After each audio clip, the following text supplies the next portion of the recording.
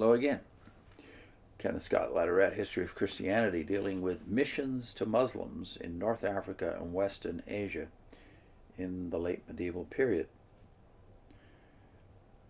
The Latin Catholics were not content with seeking to convert the Muslims in the Iberian Peninsula and Sicily, or with turning the flank of the Muslim advance by taking advantage of the Mongol conquest to carry their faith into Russia, Central Asia, India, and the Far East. They also sought to win Muslims in those areas in North Africa and Western Asia which had been torn from Christendom by Islam, and to bring into unity with Rome the Christian communities in these regions, chiefly in Western Asia, which had survived the Arab conquests. Much of this was in connection with the Crusades. Most of the active missions were by Franciscans and Dominicans. However, one of the most far-ranging in his dreams for missions, including the conversion of the Muslims, Raymond Lull was disliked by the Dominicans and only late in life connected himself with the Franciscans. Born about 1232 on the island of Majorca, Raymond Lull was reared in aristocratic circles, and until he had passed his first youth, his was the life of a dissolute courtier. Then, converted by recurring visions of Christ on the cross, he made provision for his wife and family, gave the rest of his property to the poor, and devoted himself to religion. He wrote prodigiously. A mystic, some of his works were in that field. His chief concern was to see all men won to the Christian faith. He urged that the Mongols be reached before they accepted Islam or Judaism. He traveled extensively, pressing upon popes and cardinals the founding of monasteries for the preparation of missionaries.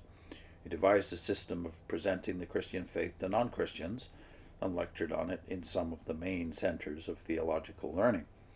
It was on the Muslims that he concentrated most of his missionary zeal. He made 3 missionary journeys to North Africa. On the first 2 he was arrested and deported, and on the third, in 1315 or 1316, when he probably was past 80 years of age, he was stoned so severely that he died. Between them, the Franciscans and Dominicans covered most of the Muslim world. In this they were supported by papal letters to Muslim princes. Both orders were in North Africa, seeking to serve the Christian sailors, merchants, and captives in that area, and to revive the Christian cause, which once had been a chief stronghold there, but under the Muslim rule had all but disappeared. Bishoprics were created. In the 12th and 13th centuries, 2 other orders were formed to ransom or otherwise rescue the Christians who had been carried captive in the region. Franciscans and Dominicans were widely scattered in Western Asia. Many were in cities which had been captured by the Crusaders.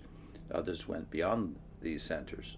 Their chief numerical successes were among the churches which were not in communion with Rome. One entire group, the Maronites, was drawn permanently into the Roman fold. From the others, only minorities were gathered. Usually these became uniates, that is, they were permitted to retain their ancient rites, customs, and languages, but brought their creeds into conformity with those of Rome and acknowledged the supremacy of the Pope. Now he has a summary of this entire chapter on the continued progress in the expansion of Christianity in the Middle Ages. He says, as we have pursued our rapid way through this condensed account of the conversion of much of Europe, inevitably the question has again and again arisen to perplex us, as it is in earlier sections of this on the spread of the faith. To what extent, if at all, did these converts understand the gospel, really commit themselves to it, and know its power? How far, from the standpoint of the true spirit of the faith, were mass conversions desirable? Was it true, as someone later put it, that Europe was inoculated with a mild form of Christianity in such a fashion that it was immune to the real thing? Probably full definitive answers are impossible, yet certain facts are clear. At the outset, the vast majority of the nominal Christians were quite unaware of the nature of the gospel or of the kind of life entailed through the new birth wrought by it. Most of them were baptized either in response to a command from some ruler, their own or a foreign conqueror, or because those about them were receiving the rite. Traditionally, religion had been a community affair. As peoples professed to exchange their former faiths for Christianity, it continued to be so. If they thought about it at all, The majority probably expected the new religion to do for them what they had asked of the old, but to do it better.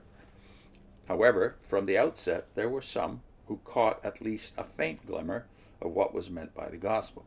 We must remember that the active missionaries were usually monks, and that monks were those who, in theory, had committed themselves fully to the commands of Christ as they understood them. As time passed, moreover, ethical standards that were believed to be Christian were accepted by almost all as ideal, even when they were far from being fully obeyed. Progressively, in most lands of Christendom, instruction was given which involved, as a minimum, familiarity with the Creed, the Lord's Prayer, and something of the meaning of the sacraments. Probably, in the professedly Christian countries of Europe, there was quite as much understanding of what was recorded in the New Testament, and as much wholehearted acceptance of it, as in the minorities of Asia. Whether these were recent converts who would come one by one, or were ancient churches encysted within the dominant Muslim or Hindu communities. Indeed, from Europe there issued to a much greater degree than from these minorities movements which we are to meet intermittently throughout the remainder of our narrative, some of them monastic and some of them, from the Catholic standpoint, heretical, which sprang from a deep desire to be fully Christian. It would seem that where either the overwhelming majority or a substantial minority profess to be Christian, fresh efforts for the perfect realization of the wonder of the gospel have been more frequent than where Christians have been minorities, which have been primarily on the defensive, seeking to hand down their faith from generation to generation to their children and grandchildren, set consciously in a hostile world, but despairing of winning that world to the faith. End of chapter. I'll put in a link to what Walter Rauschenbusch, the Baptist theologian, had to say about all of this missionary and medieval enterprise in his book, Christianity and the Social Crisis. Rauschenbusch's position can be put briefly and succinctly. Medieval Christianity at best was a mixed blessing. That is, there was great good right beside great compromise. See you next time.